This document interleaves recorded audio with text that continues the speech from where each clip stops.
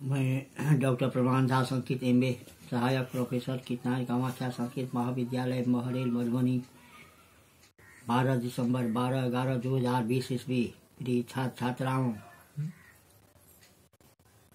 अनिवार्य प्रश्न पत्र 20 ईस्वी कर सके 12/12 के 12/12/2020 ईस्वी। हाँ, शास्त्री तृतीय खंड, अनिवार्य प्रश्न पत्र, संस्कृत वाङ्मय का इतिहास।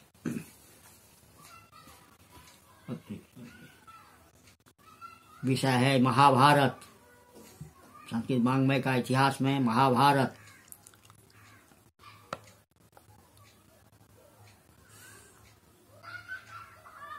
प्रश्न है, धर्मे हेत्से च कामे च मोक्षे च भारतर्षभ यदि हास तदन्यत यदि हास तत्र नो क्वचित। इस तरह से प्रश्न पूछे जाते हैं। व्यासगिराम निर्यासम सारम विश्वसु भारतम वंदे भूखन तये संज्ञाम यदांकिताम भारती वहति। गोवर्धनाचार्य का मंतव्य है, रामायण तथा महाभारत हमारे जाति इतिहास है। भारतीय सभ्यता का भव्य रूप इन ग्रंथों में जिस प्रकार से निकलता है वैसा अन्यत्र नहीं।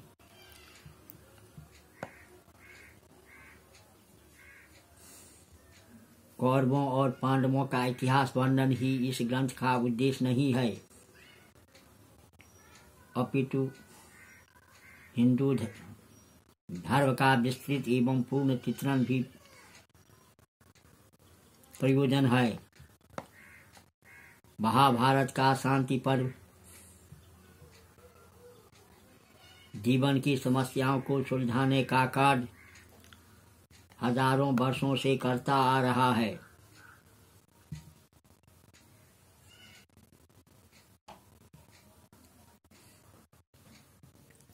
भारतीय साहित्य का सर्वश्रेष्ठ ग्रंथ भगवद गीता इसी महाभारत का एक अंश है। इसके अतिरिक्त विष्णु सहस्रनाम, अनुगीता, भीष्मस्तव, अष्टवराज, गजेंद्र मोक्ष जैसे आध्यात्मिक तथा भक्तिपूर्ण ग्रंथ यहीं से उद्धृत किए गए हैं। इन्हीं 5 ग्रंथों को पंचरत्न के नाम से पुकारे जाते हैं। इन्हीं गुणों के कारण महाभारत पंचम वेद के नाम से विख्यात हैं।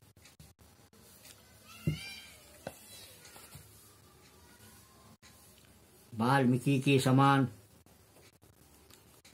व्यास जी भी संस्कृत कवियों के लिए उपजीव्य है। महाभारत के उपाख्यानों का अवलंबन कर ही कालांतर में हमारे कवियों ने काव्य, नाटक, गद्य, पद्य, चंपूर, कथा, आख्यायिका, नाना प्रकार के साहित्य की सृष्टि की है।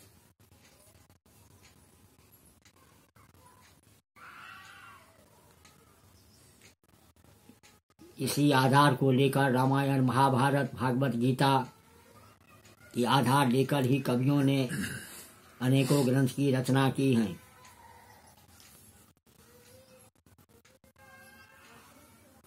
महाभारत इतना विशाल है कि व्यास जी का यह कथन सर्वथा सच प्रतीत होता है कि इस ग्रंथ में जो है वह अन्यत्र है, परंतु जो इसमें नहीं है वह अन्यत्र कभी नहीं है। जैसे धर्मे हेत्से च कामे च मोक्षे च भारतर्षभ यदि हास तदन्यत यदि हास तत्र न क्वचित। महाभारत का यह उक्ति है।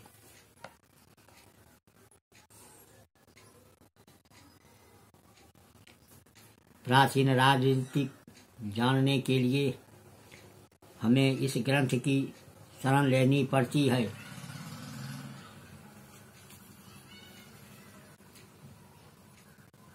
इस प्रकार ऐतिहासिक, धार्मिक राजनीतिक आदि अनेक दृष्टियों से महाभारत एक गौरवपूर्ण ग्रंथ है।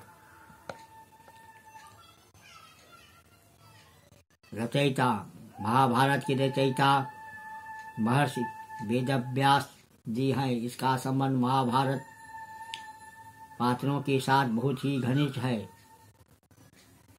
इनकी माता का नाम सत्यवती था, जो तेजराज बसु उपरचर के बीज से जमुना के किसी द्वीप में उत्पन्न हुई थी।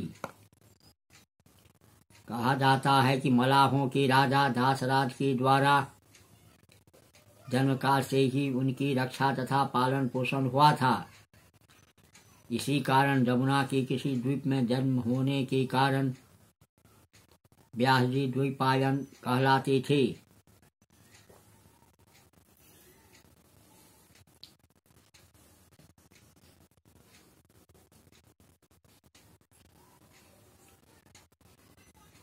शरीर के रंग के कारण कृष्ण मुनि तथा एक वेद के यज्ञ उपयोग के लिए 4 संहिताओं में विभाजन करने के कारण वेदव्यास के नाम से विख्यात थे।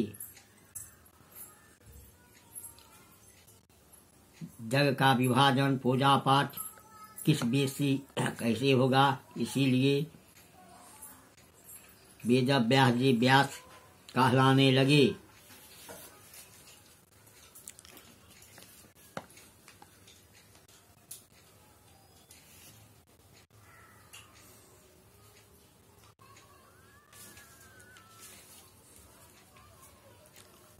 ऐसे महनी ग्रंथ की 3 वर्षों के भीतर रचना का कार्य ग्रंथकार की अनुपम काव्य प्रतिभा का अद्यम उत्साह का प्रताप सूचक है।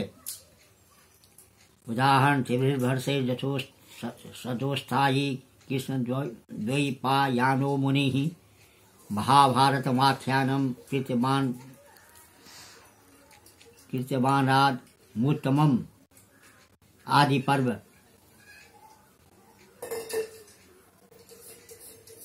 आजकल महाभारत में 1 लाख श्लोक मिलते हैं, इसीलिए इसे सतसहस्री संहिता कहते हैं।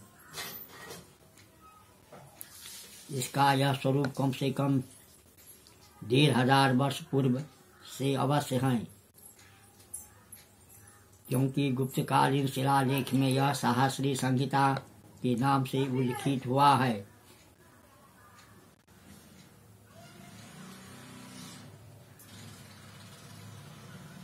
बहुत प्राचीन काल में अनेक गाथाएं तथा आख्यान इस देश में प्रचलित थे, जिनमें कौरवों तथा पांडवों की वीरता का वर्णन किया गया था। अथर्ववेद में परीक्षित का आख्यान उपलब्ध होता है।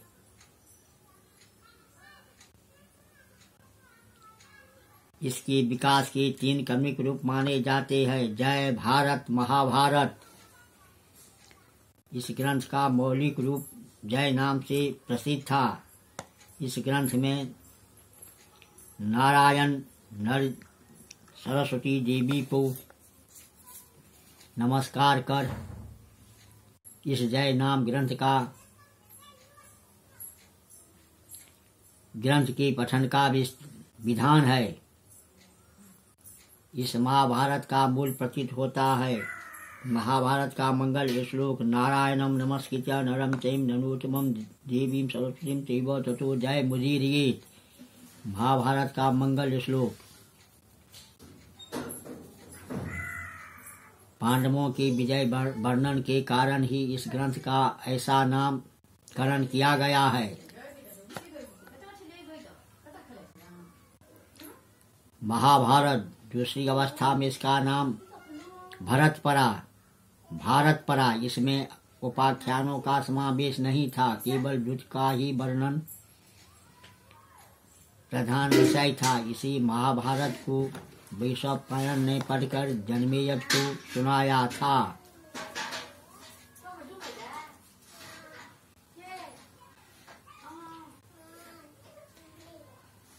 महाभारत विक्रम से लगभग 500 वर्ष पूर्व विरचित अश्वलाघायन गिरिसूत्र में भारत के साथ महाभारत का नाम निर्दिष्ट है।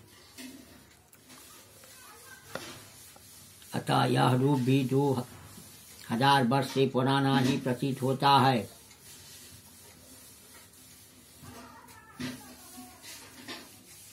कतिपय तत्कालीन लोक कथा के ही साहित्यिक संस्करण है और इस दृष्टि से इनकी तुलना जातकों के साथ ही की जा सकती है।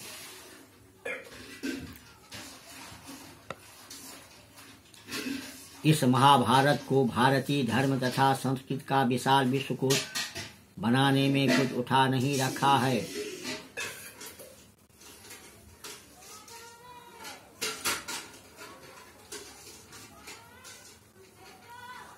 तत्र मंसमहं पूर्वं श्रोतमीक्षामि भार्गवम्। कुलपति शौनक स्वयं भार्गव थे। उनकी पहली जिज्ञासा भार्गव वंश के कथा सुनने की थी।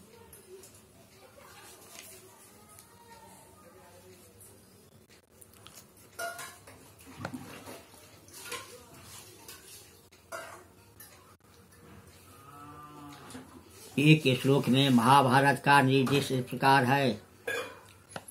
सतसहस्त्रयां संहितायां वेद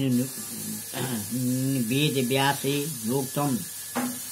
इससे प्रतीत होता है कि कम से कम 200 वर्ष पहले इसका अस्तित्व अवश्य हुआ होगा। कनिष्क के सभा पंडित अतुघोष ने ब्रजसूची उपनिषद में हरिवंश के श्लोक तथा स्वयं महाभारत की भी कुछ श्लोक उद्धृत किए हैं।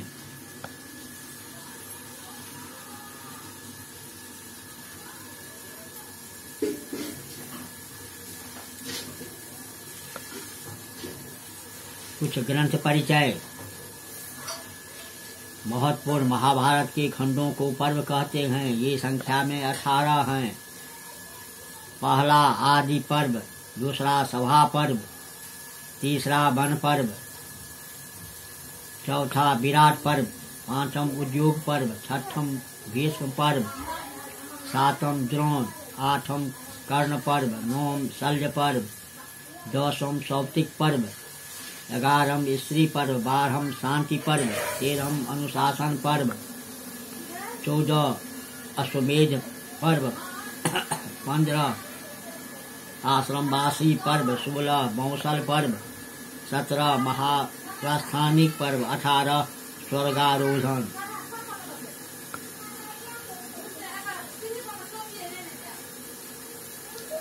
आदि पर्व में चंद्रवंश का विस्तृत इतिहास तथा कौरव पांडवों का उत्पत्ति का वर्णन है। सभा पर्व में दुष्कीरा, वन पर्व में पांडवों का वनवास, विराट पर्व में पांडवों का अज्ञातवास, उद्योग पर्व में भीम कृष्ण का दूत बनकर कौरवों की सभा में जाना तथा शांति का उद्योग करना, भीष्म पर्व में अर्जुन को गीता का उपदेश, युद्ध का आरंभ, भीष्म का युद्ध और शस्त्रज्ञा पर पड़ना, द्रोण पर्व में अभिमन्यु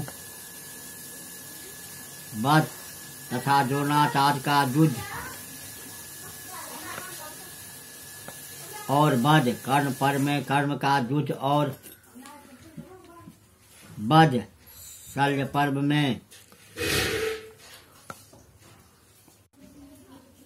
शल्य की अध्यक्षता में लड़ाई और अंत में वध, सौप्तिक पर्व में पांडवों को सोए हुए पुत्रों को रात में अश्वत्थामा द्वारा वध, स्त्री पर्व में स्त्रियां की विलाप, शांति पर्व में भीष्म पितामह का युधिष्ठिर को मोक्ष धर्म का उपदेश, अनुशासन पर्व में धर्म तथा नीति की कथाएं, अश्वमेध में युधिष्ठिर का अश्वमेध यज्ञ करना, आश्रमवासी पर्व में धृतराज गांधारी तथा वानप्रस्थ आश्रम में प्रवेश करना, मौसल पर्व में यादवों का मूसल के द्वारा नाश, महाप्रस्थानिक पर्व में पांडवों की हिमालय यात्रा तथा स्वर्गारोहण, पर्व में पांडवों का स्वर्ग में जाना वर्णित है।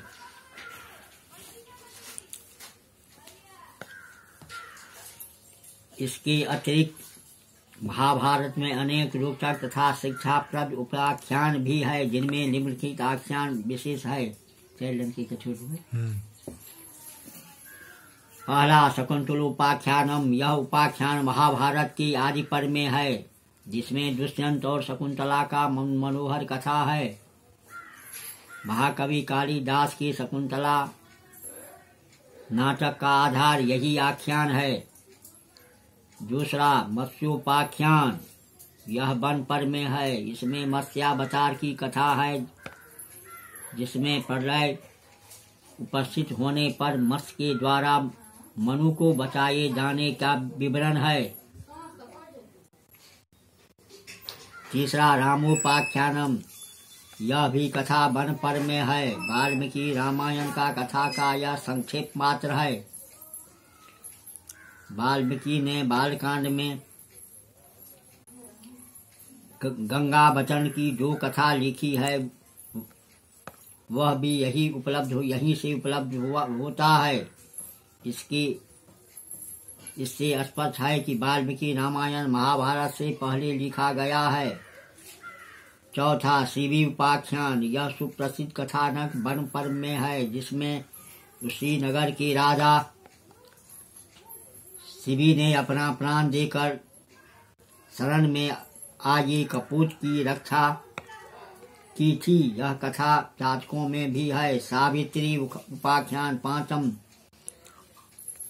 भारतीय समाज में ललनाओं के लिए आदर्श रूप सावित्री की कथा वन पर्व में लिखी गई है।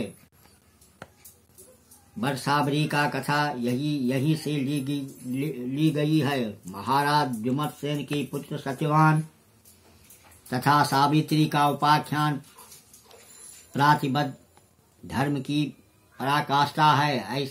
ऐसा सुंदर कथा शायद ही इसी अन्य साहित्य में नहीं प्राप्त होता है। छठम नलोपाख्यानम।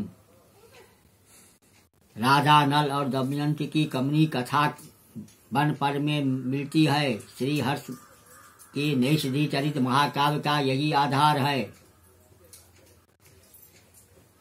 हरिवंश महाभारत का ही अंश समझा जाता है। इसमें 16,000 श्लोक हैं। इसमें जाजमों की कथा बड़े विस्तार के वर्णन के साथ दी गई है। इस प्रकार प्रिय छात्रों, संस्कृत वाङ्मय में यह महाभारत महत्वपूर्ण एक प्रकार की शोध ही चल रहा है परीक्षा के लिए।